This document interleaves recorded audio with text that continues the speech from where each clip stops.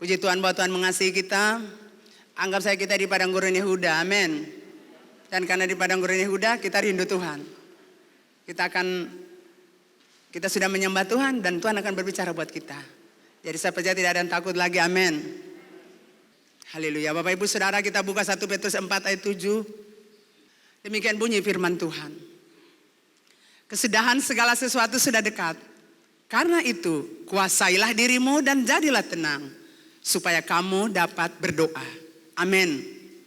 Nah Bapak Ibu Saudara, judul yang saya sampaikan pagi hari ini, jadilah tenang.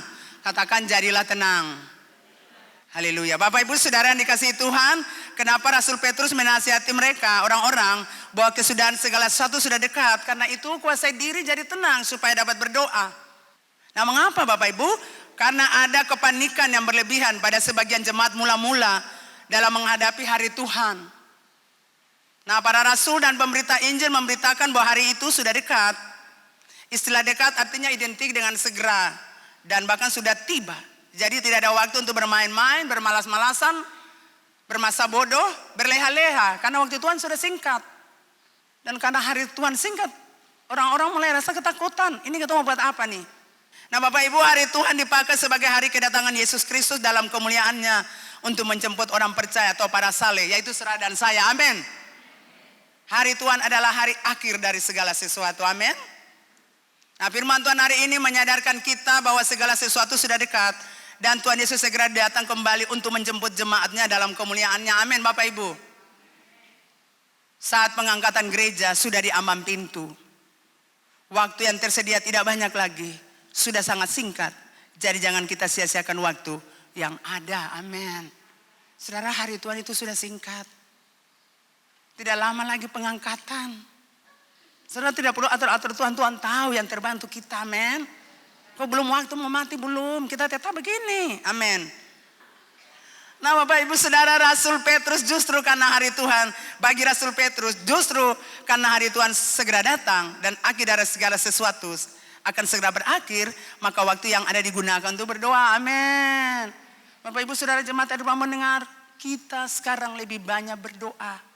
Kita harus rajin berdoa. Jadi digunakan waktu ini untuk berdoa. Bapak-bapak bangkit berdoa. Ibu-ibu bangkit, anak-anak muda bangkit. Kalau Anda tidak berdoa, Anda hancur. Gunakan waktu ini untuk jaga dan menguasai diri kita. Agar tidak jatuh lagi dalam berbagai pencobaan. Dalam perbuatan-perbuatan dosa. Dalam masa ini selain kita berdoa, jaga diri kita. Kuasai diri kita. Amin. Supaya ketika tiba-tiba masa itu datang, pengangkatan itu kita semua terangkat. Amin. Jadi saya mau katakan masa ini betul-betul seperti padang gurun Yehuda, kita semua menderita. Tapi kita harus terus pakai ini untuk menyembah Tuhan. Untuk berdoa, untuk berseru kepada Tuhan. Untuk bangun hubungan dengan Tuhan, amin. Bapak Ibu Saudara, ada 3 hal penting dari pelajaran ini. Saya catat yang pertama, menguasai diri. Semua katakan menguasai diri. Penguasaan diri adalah kemampuan untuk mengendalikan pikiran. Mengendalikan kebiasaan yang buruk yang tidak sesuai kehendak Allah. Jadi penguasaan diri adalah kemampuan untuk kendalikan pikiran kita. Pikiran yang salah, keliru. Pikiran-pikiran yang buruk, pikiran-pikiran negatif. Mengendalikan kebiasaan kita yang buruk. Yang tidak sesuai kehendak Allah. Jadi diperlukan penguasaan diri untuk kendalikan. Bapak Ibu Saudara katakan pengendalian diri, penguasaan diri. Kuasai diri.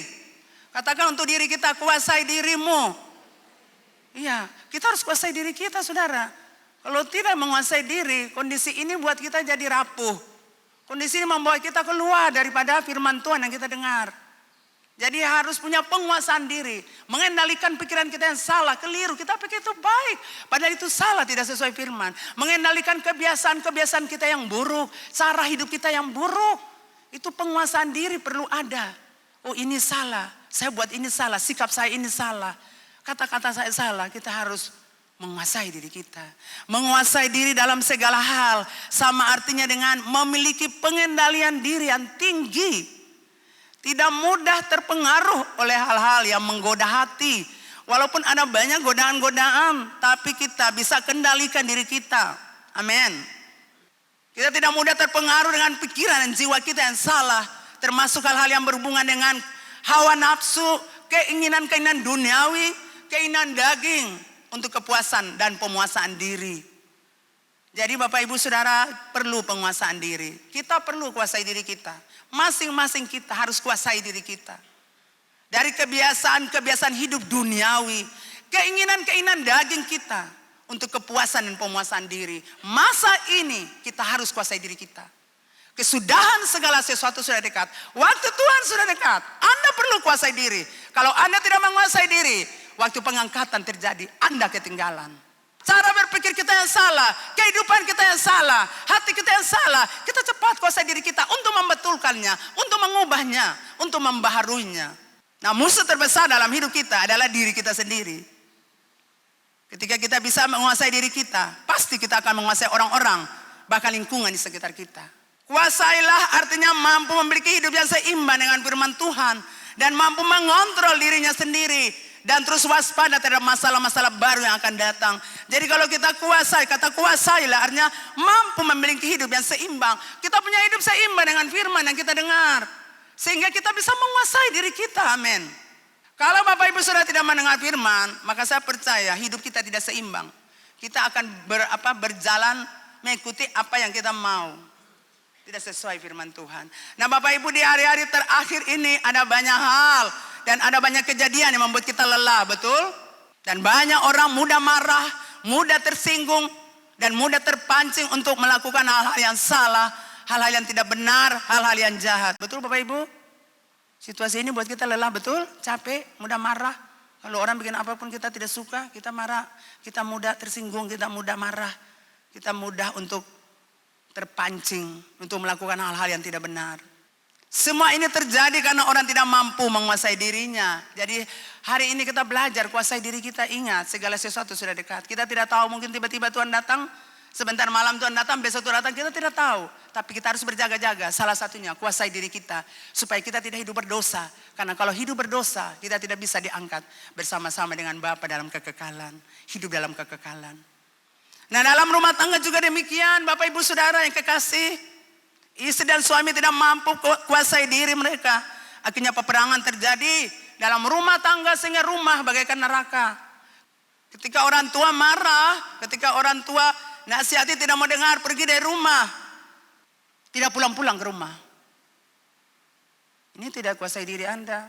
Kalau Anda dapat marah, kalau Anda dinasihati, itu ada baiknya. Jadi kita perlu kuasai diri kita. Salomo berkata dalam Amsal 25 ayat 28, orang yang tidak dapat mengendalikan diri adalah seperti kota yang roboh temboknya. Bapak Ibu Saudara, perkataan Salomo memberikan gambaran tentang pentingnya seseorang menguasai diri. Katakan menguasai diri. Kota yang tidak memiliki tembok akan mudah dihancurkan oleh musuh. Makanya saudara, dulu itu kota-kota tuh harus bertembok. Temboknya tinggi-tinggi. Ada perbatasan saudara, supaya tidak mudah diserang oleh musuh. Supaya musuh tidak masuk dan menghancurkan. Semua kota-kota harus berkubu. Harus punya tembok-tembok yang tinggi. Kalau tidak akan dihancurkan oleh musuh mereka. Demikian juga dengan orang yang tidak menguasai diri. Akan mudah hancur dan tidak memiliki nilai hidup. Bapak Ibu kalau tidak kuasai diri, itu kita akan hancur. Jadi sekali lagi, kuasai diri Anda. Sekalipun dunia ini seperti gini, kita harus kuasai diri. Amin. Supaya bisa berdoa harus menguasai diri kita. Jangan kita tidak kuasai diri, kita bikin hal-hal banyak hal yang membuat kita jatuh dalam dosa. Orang banyak tidak kuasai diri saudara. Opa-opa sudah tua bangka. Bayangkan tidak kuasai diri, bisa berkosa cucunya. Kan kita lihat berita-berita banyak, bapak-bapak yang tidak tahu diri. Masih bisa membangun hubungan intim dengan anaknya. Itu karena orang-orang tidak menguasai diri. Jadi penting Bapak Ibu Saudara dan saya menguasai diri. Mau berpikir sesuatu, mau buat sesuatu berpikirnya panjang. Amin. Banyak orang gagal dan hancur hidupnya. Karena mereka tidak dapat menguasai diri. Sekali lagi katakan menguasai diri. Nah ada beberapa contoh orang-orang dalam Alkitab yang saya angkat. Yang tidak menguasai diri mereka. Sehingga hidup mereka hancur. Yang pertama Hawa. Hawa tidak dapat menguasai keinginan matanya. Akibatnya hubungannya terputus dengan Tuhan. Dan terusir dari taman Tuhan. Betul Bapak Ibu? Apa akibatnya saudara? Akibat tidak menguasai diri. Hawa punya hubungan yang tadi manis dengan Tuhan terputus. Dan yang kedua, terusir pergi dari tanah yang diberkati. Yang kedua Bapak Ibu, Kain. Semua katakan Kain. Kain iri hati dan tidak dapat kuasai dirinya, betul? Iri hati sama adanya. Ketika iri hati timbul, kebencian. Ketika kebencian muncul, timbul apa lagi? Pembunuhan. Jadi Kain tidak dapat menguasai dirinya. Akibatnya terjadi pembunuhan. Hidupnya pelarian di muka bumi. Seharusnya Kain diberkati, tetapi dia menjadi pelarian di muka bumi. Hidupnya mengembara dari satu tempat ke tempat lain. Hidupnya tidak aman, hidupnya tidak tentram. Jadi betapa penting kita kuasai.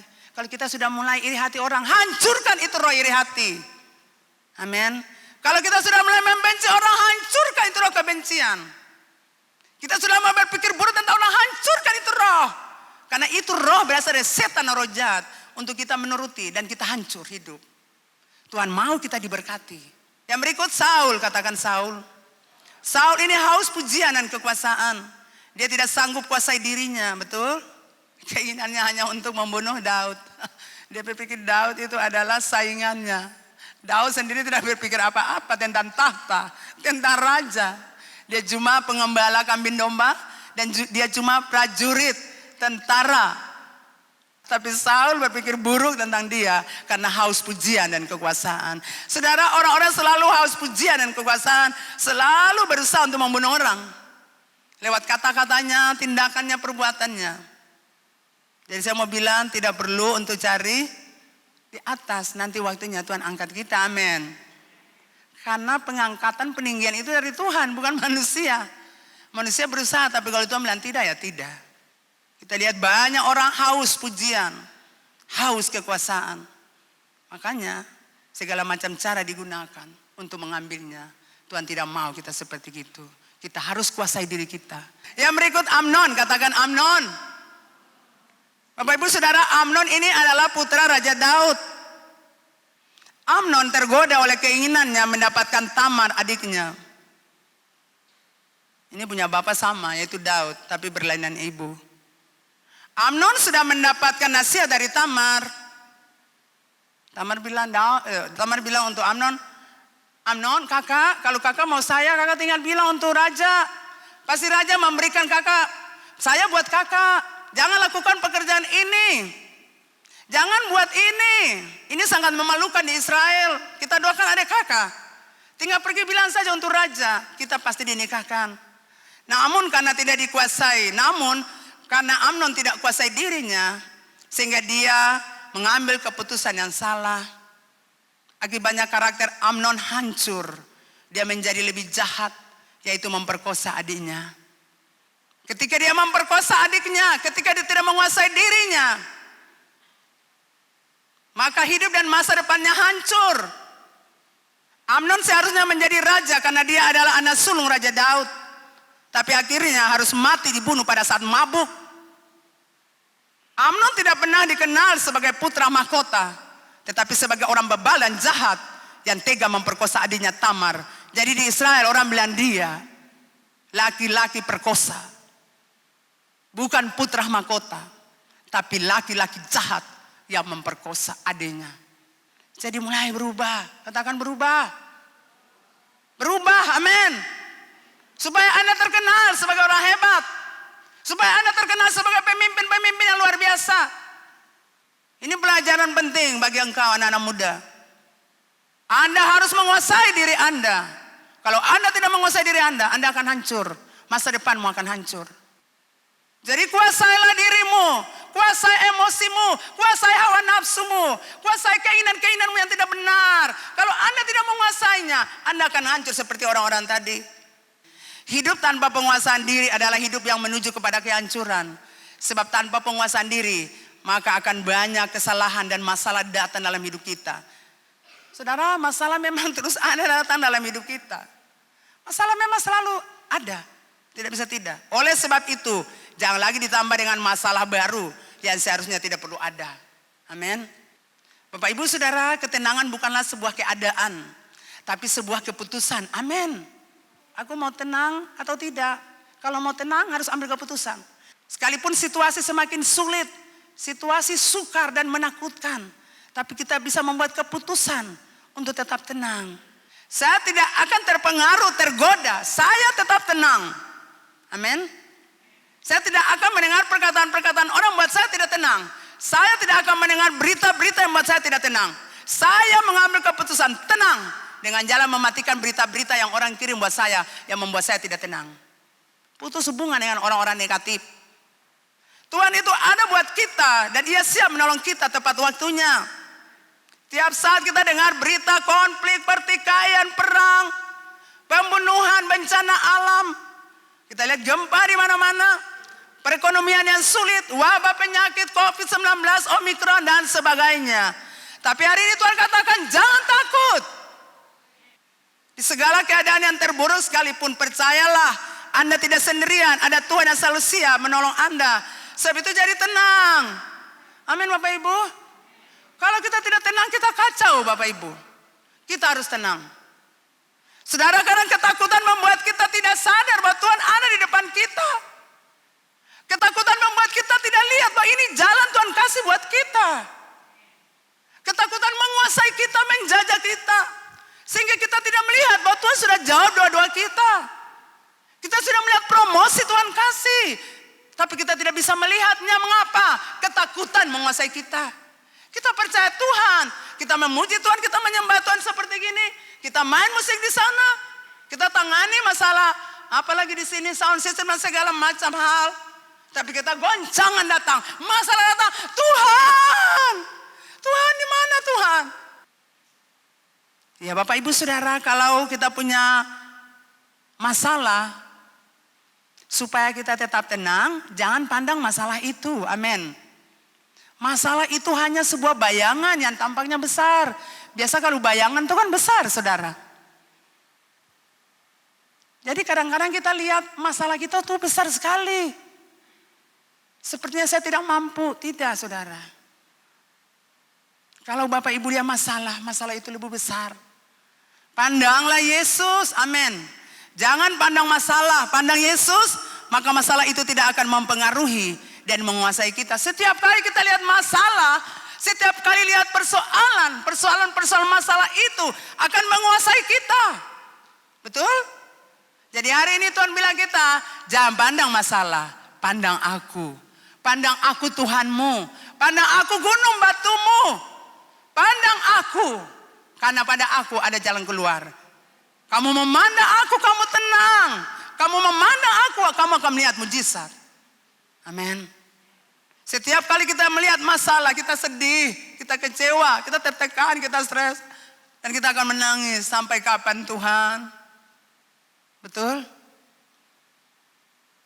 Tapi kita mau pandang Tuhan. Bapak Ibu Saudara, dalam 2 Raja-Raja 6 ayat 15, Gehazi pembantu Nabi Elisa atau bujang Elisa, ketika orang-orang pasukan orang Aram mengelilingi mereka, Gehazi berkata kepada Elisa dalam ketakutan, celaka. Bapak Nabi, kita celaka. Tentara Kasdim mengepung kita celaka. Kenapa dia bilang begitu?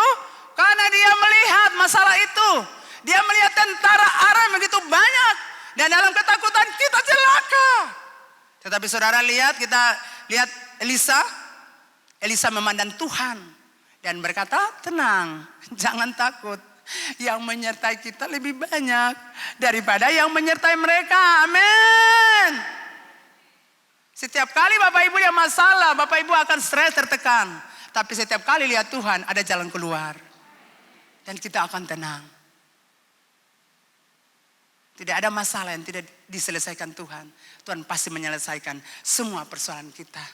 Bapak Ibu Saudara ingat, Tuhan Yesus mengasihi kita. Tuhan Yesus sayang kita. Tuhan itu pernah jadi manusia. Jadi penderitaan kita Tuhan tahu. Tuhan tahu saudara sedih. Saudara susah, saudara tertekan. Pergumulan-pergumulan membuat saudara rasa putus asa, hilang harapan. Sepertinya Tuhan tidak ada harapan lagi. Dokter sudah katakan saya sakit dan tidak ada kesembuhan. Tidak, di sini Anda akan menemukan kesembuhan. Apapun penyakitmu, dokter boleh berkata begitu, tapi Raja di atas segala raja, Tuhan Yesus Kristus yang menciptakan Bapak Ibu, katakan, jangan takut, tenang, aku menyembuhkan kamu. Aku ada untuk kamu. Aku Jehovah Rafa, Allah penyembuh, siap sembuhkan kamu. Apa yang Tuhan tidak bisa buat untuk kita, Tuhan mampu Bapak Ibu. Kita rubah pola pikir kita. Masalah boleh ada, tapi aku tidak akan memandangnya. Aku mau memandang Tuhan. Seperti Nabi Elisa. Jangan takut, Gehazi. Yang menyertai kita itu lebih banyak. Makanya dia berdoa, Tuhan buka mata Gehazi untuk lihat. Penting saudara melihat Tuhan. Karena dengan melihat Tuhan, Bapak Ibu saudara akan tenang. Tidak akan takut. Yang kedua, dekat dengan Allah. Mazmur 62 ayat 2 dan 6. Hanya dekat Allah saja aku tenang. Daripadanya lah keselamatanku. Amin. Yang kedua, hanya pada Allah saja kiranya aku tenang. Sebab daripadanya lah harapanku. Amin. Amin Bapak Ibu. Iya. Jadi supaya tenang. Jangan pandang masalah. Yang kedua, dekat dengan Tuhan. Dekat dengan Allah. Bangun hubungan dengan Allah. Amin. Cari Tuhan. Bangun hubungan dekat dengan Dia. Orang yang tinggal dengan Allah pasti akan mengalami ketenangan dalam hidupnya. Betul Bapak Ibu? Daud punya harta banyak, kekayaan, punya jabatan, punya tahta, tapi tidak membuat dia tenang. Yang membuat Daud tenang adalah dekat dengan Allah. Amin. Yang membuat Daud dekat adalah bangun hubungan dengan Allah. Tinggal dekat dengan Allah. Masalah boleh saja datang. Tapi Tuhan Yesus tidak pernah tinggalkan kita. Ibrani 13 ayat 5b. Karena Allah telah berfirman, aku sekali-kali tidak akan membiarkan engkau. Dan aku sekali-kali tidak akan meninggalkan engkau. Amin. Karena Allah telah berfirman, aku sekali-kali tidak akan membiarkan jemaat air hidup Ambon. Dan aku sekali-kali tidak akan meninggalkan jemaat air hidup Ambon. Tuhan tidak kasih biarkan kau menderita. Tuhan tidak tinggalkan kita waktu masalah persoalan datang. Artinya Tuhan ada untuk tolong kita.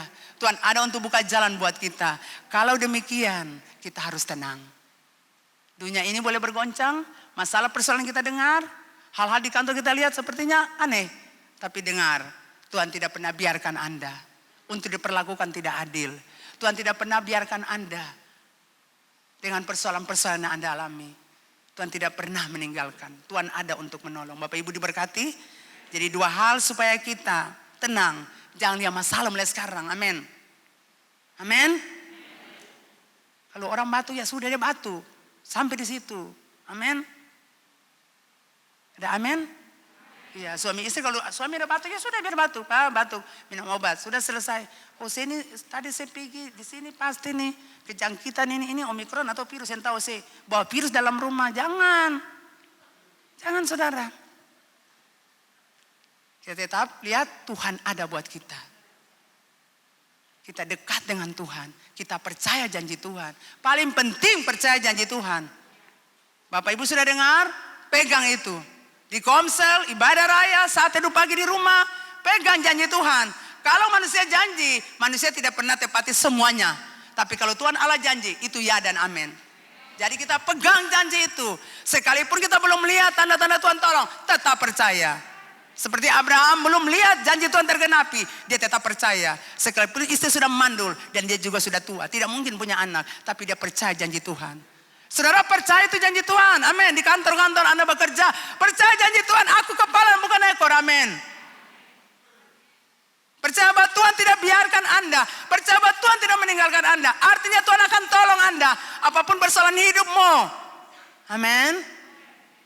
Bapak-bapak amin. Tuhan tidak tinggalkan keturunan Bapak Ibu. Tuhan pelihara. Tuhan lindungi.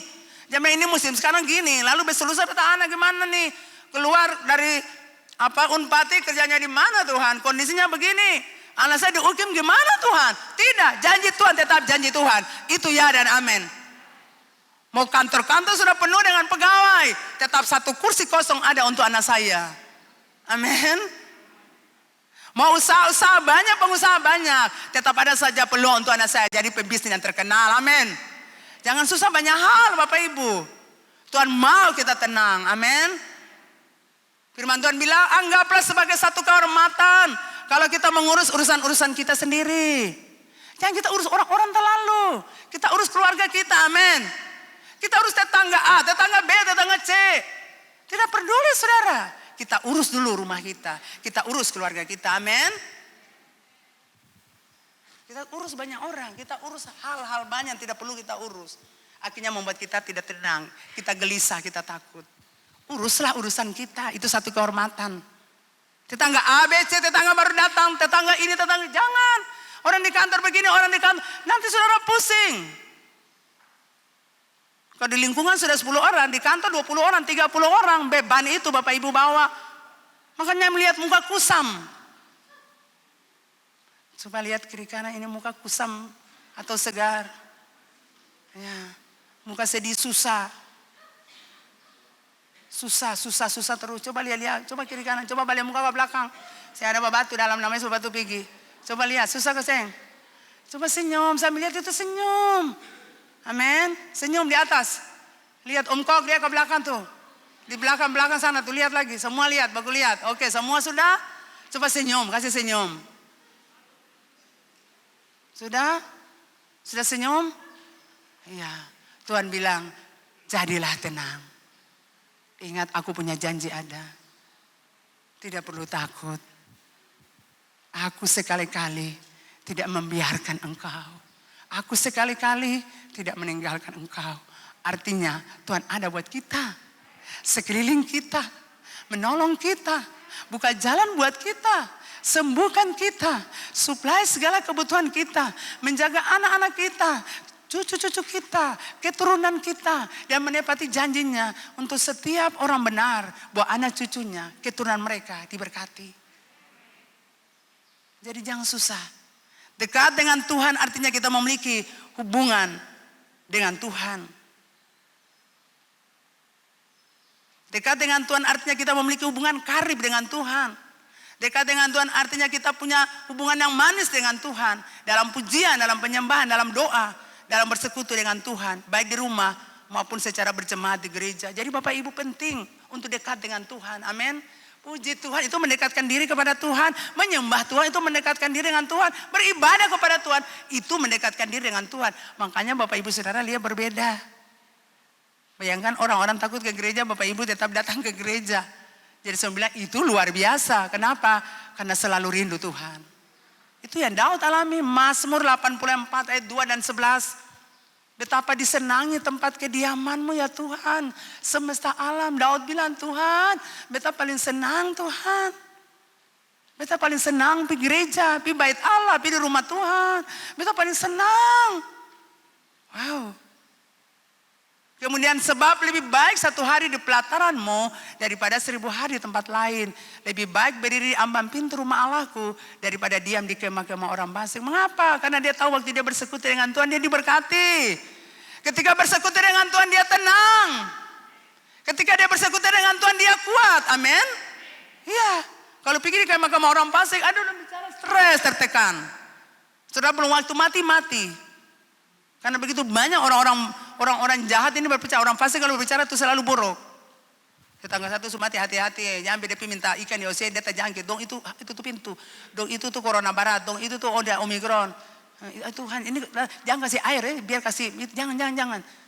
Jadi kadang-kadang kita stres dengan orang-orang fasik perkataan. Tidak, kita tetap terpelihara. Amin. Kalau orang butuh bantuan kita ya kita pergi. Amin. Saya juga sakit saya berjalan berdoa. Kadang-kadang saya sampai di satu penada juga. Orang kena corona saya baru sadar. Ya sudahlah Tuhan. Saya tahu Tuhan pelihara saya. Saya pulang saya mandi bersih. Taruh barang pakaian-pakaian saya di luar bersih. Tuhan saya percaya bilu-bilu Yesus. Hapus semua bibit-bibit penyakit itu tidak akan kena saya. Aman-aman saja tuh. Amin. Amin Bapak Ibu. Iya jadi ingat janji Tuhan. Nah Bapak Ibu saudara yang dikasihi Tuhan. 3 itu 2 hal yang tadi supaya Bapak Ibu tenang. Jangan pandang masalah. Dan yang kedua dekat dengan Tuhan. Dan Daud sudah alami itu. Dekat dengan Tuhan membuat dia mengalami berkat Tuhan. Dekat dengan Tuhan membuat dia tenang. Dekat dengan Tuhan membuat dia bersuka cita. Dekat dengan Tuhan membuat dia kuat. Dekat dengan Tuhan melihat mujizat-mujizat Tuhan. Itu 2 hal yang membuat Bapak Ibu tenang. Sekarang gelisah lah Seng? Bapak Ibu sudah tenang sekarang? Tidak ada kenal Omikron, amin. Walaupun datang di sini jaraknya begini tidak akan kena, amin. Pastikan Anda sehat. Pastikan Anda baik-baik saja. Karena janji Tuhan untuk kita. Tuhan tidak meninggalkan kita. Nah sekarang kita lanjutkan yang terakhir. Hal yang penting kita pelajari dari firman Tuhan ini. Satu, menguasai diri. Dua, jadilah tenang. Dan yang ketiga, berdoa. Katakan berdoa. Berdoa. Ya. Doa bukan perkara mudah, saudara. Makanya banyak orang tidak suka berdoa. Orang kalau berdoa sekedar bisa. Tapi kalau lama-lama tidak bisa. Dia merasa doa itu berat. Padahal doa itu sangat penting. Bapak Ibu saudara, masa ini masa di mana kita harus rajin berdoa. Bapak Ibu berhenti berbicara. Berhenti bicara buruk, berhenti berbicara banyak hal. Mari kita mulai berdoa, kita rajin berdoa. Dengan berdoa kita akan melihat banyak hal terjadi. Karena kita tidak berdoa, kita tidak melihat apa-apa. Jadi kita mulai belajar berdoa. Apapun yang terjadi, berdoa, berdoa, berdoa, berdoa. Amin. Kalau orang-orang datang juga masalah di dalam ruangan saya, mama persoalan-persoalan sudah, stop sudah. Akan inti apa? Mari sudah kita mau berdoa, berdoa selesai. Berjalan pibit, ali tenang, betul aja tenang. Kalau kita duduk bahas masalah, nanti kita stres. Halo? Kalau kita duduk bahas masalah itu tidak ada ujung, tidak ada pohon. Akan tetap di tempat. Tapi kalau kita bilang, mari kita selesaikan dengan Tuhan. Kita datang buat Tuhan, semua selesai. Jadi masalah sekecil apapun, mari berdoa. Saya akan berdoa, saya akan minta petunjuk Tuhan. Ketika Anda berdoa, Anda akan lega. Jadi saya percaya ketika kita kuasai diri kita, ketika kita tenang, maka kita akan datang buat Tuhan dalam doa. Doa itu bagaimana kita bangun hubungan dengan Tuhan. Ketika kita sudah kuasai diri kita, ketika kita sudah tenang, kita akan datang kepada Tuhan. Kita akan berdoa dengan ketenangan. Kalau Bapak Ibu saudara datang dengan tidak menguasai diri, saudara akan berdoa, tapi doa itu seperti, hei Tuhan ada akal kesenga itu. Seperti begitu. Tuhan kenapa menderita? Ketong ini menderita. Ketong menani Tuhan menderita. Itu doa yang tidak benar. Doa yang naik dengan tidak menguasai diri. Tapi doa ketika kita sudah kuasai diri, kita sudah tenang. Bapa, kami tahu masalah ini ruwet. Tetapi kami percaya Engkau pasti tolong kami. Doa dalam ketenangan saudara. Anda perlu tenang. Membangun hubungan dengan Tuhan perlu dalam ketenangan. Jadi bukan susunan kata-kata. Tetapi Anda bangun hubungan dengan Tuhan. Anda curahkan isi hati Anda di hadapan Tuhan. Dan saya percaya banyak hal akan Tuhan kerjakan. Jadi mari bangun hubungan intim dengan Tuhan. Karena kita tidak tahu kapan segala sesuatu di dunia ini akan berakhir. Joyce Meyer berkata, doa tidak hanya mengubah sesuatu. Itu mengubah kita. Betul saudara? Itu pengkhotbah terkenal Joyce Meyer. Doa tidak hanya mengubah sesuatu. Artinya ketika kita berdoa, sesuatu pasti terjadi. Tetapi doa itu juga mengubah kita. Jadi ketika kita berdoa, ada perubahan dalam diri kita. Betul Bapak Ibu? Jadi saya mau bilang di masa ini, mari kita berdoa. Kesudahan segala sesuatu sudah dekat. Karena itu kuasai diri kita. Jadi tenang, supaya kita bisa berdoa. Kalau kita tidak tenang, kita akan berdoa seperti kita marah sama Tuhan. Kita kejengkelan kita bilang sama Tuhan. Tapi kalau kita sudah kuasai diri, emosi, hawa nafsu kita. Kalau kita sudah tenang, kita akan berdoa dengan baik, dengan sopan. Dengan rendah hati, dengan hati yang hancur. Dengan hati yang butuh pertolongan.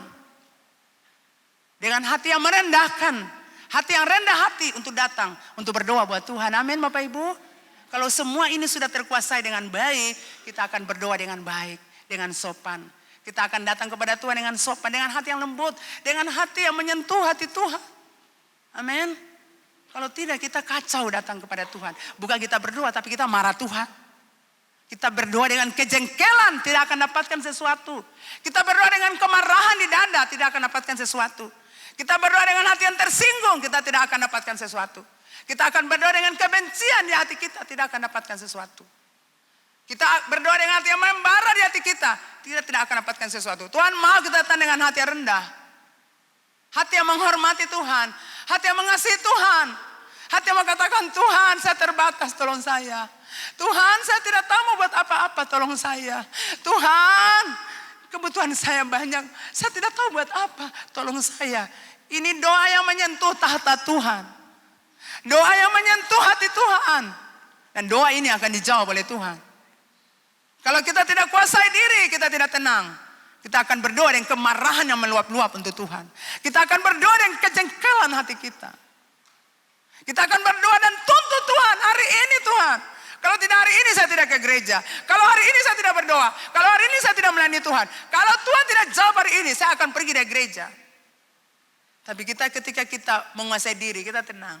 Kita akan datang dengan hati yang lembut. Kita akan datang dengan kerendahan hati.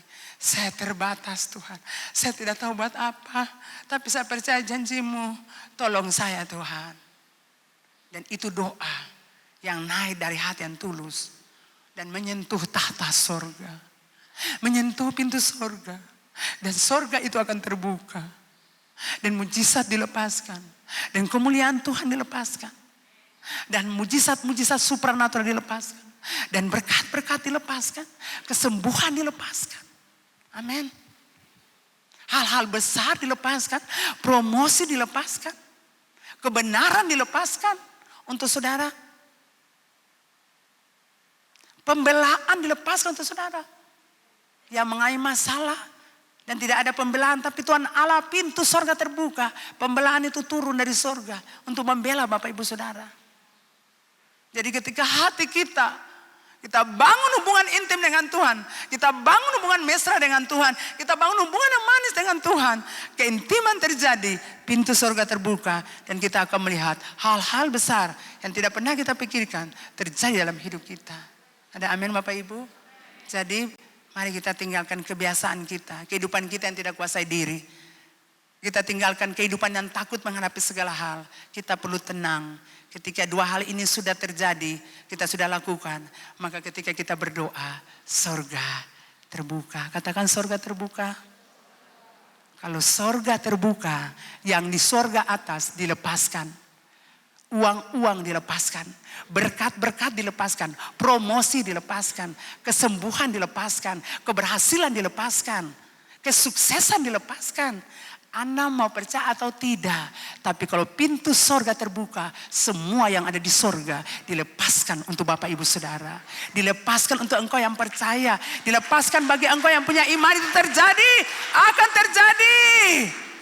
Dan semua yang percaya katakan amin. Mari kita berdoa.